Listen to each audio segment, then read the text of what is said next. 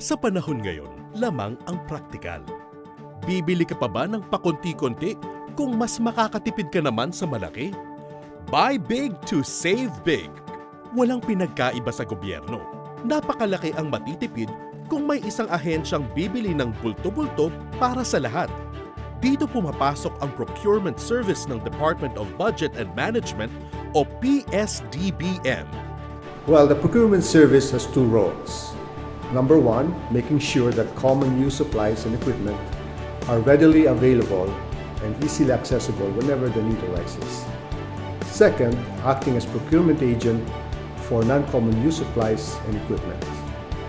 With PhilGEPS's vast experience in conducting procurement, by engaging it as a procurement agent, it will help agencies focus on the resources for implementing and monitoring their projects.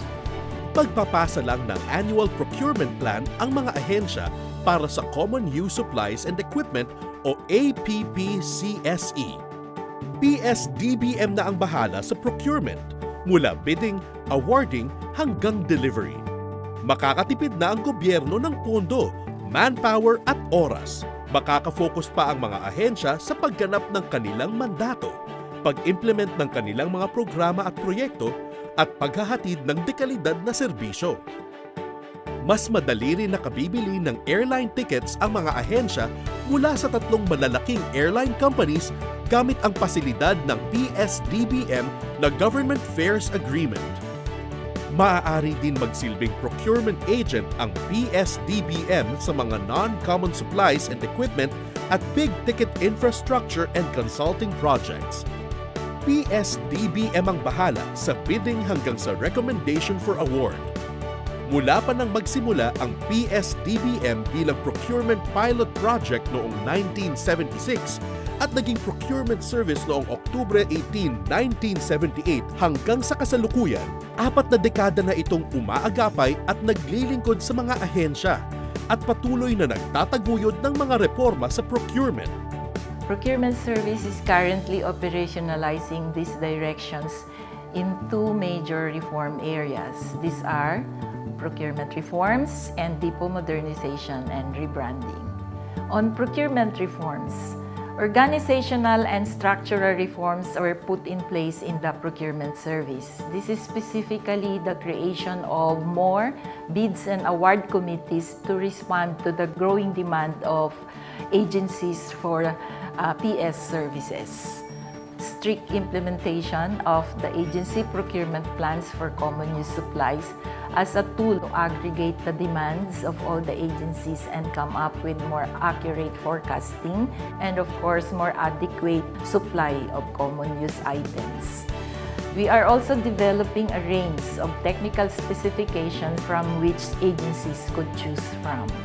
We are also putting in place the electronic ordering of common use supplies through the virtual store of PhilGEPS. With the virtual store, we will be able to provide agencies with more access to supplies through an electronic ordering system. They don't have to go to the different depots and warehouses of the procurement service to order their supplies.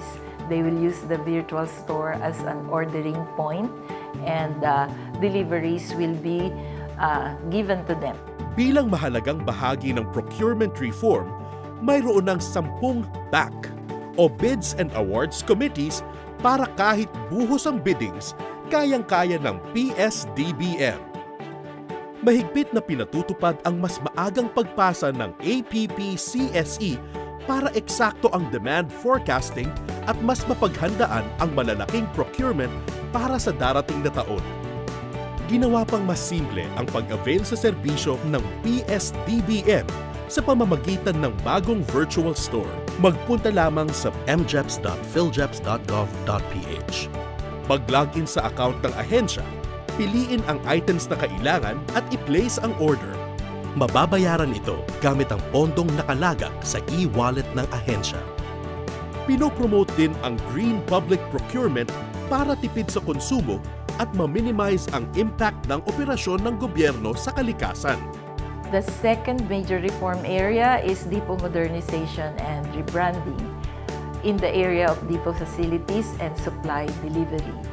Modern and adequate depot facilities will be put in place in each region to serve as one-stop shops for government supplies and improve access to these supplies, specifically those who are in geographically isolated areas.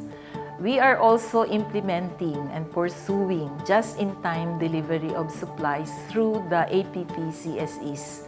Mahalagang bahagi ng depot rebranding strategy ng PS ang mas efficient na warehousing sa pamamagitan ng just-in-time at direct deliveries sa mga ahensya. Imbis na palakihin ng central warehouse, direktang inihahatid ng mga suppliers ang mga biniling gamit sa mga ahensyang umorder nito. Ima-modernize din ang mga existing depot facilities na magsisilbing government supermarket sa iba't ibang regional centers para mapadali ang pagbili ng supplies ng mga ahensya. Mayroon ding mga LGU-operated depots sa labas ng regional centers para ma-improve pa ang access sa mga supplies, lalong-lalo na ang mga geographically isolated areas. The PS will be in the forefront of acquiring the best for the whole of government for the next 5 years. A big challenge now is on how we select the best ideas and practices that will drive us forward to become a one-stop shop for public procurement. With a modern PS, projects and government services will be delivered more efficiently and on time. This will lead to faster spending of funds, swifter return on investments, reduction in cost of operations, increase in government savings, increase in government projects, improved confidence of businesses, increase in private sector investments, increase in employment rate, and increase in buying power of every Filipino.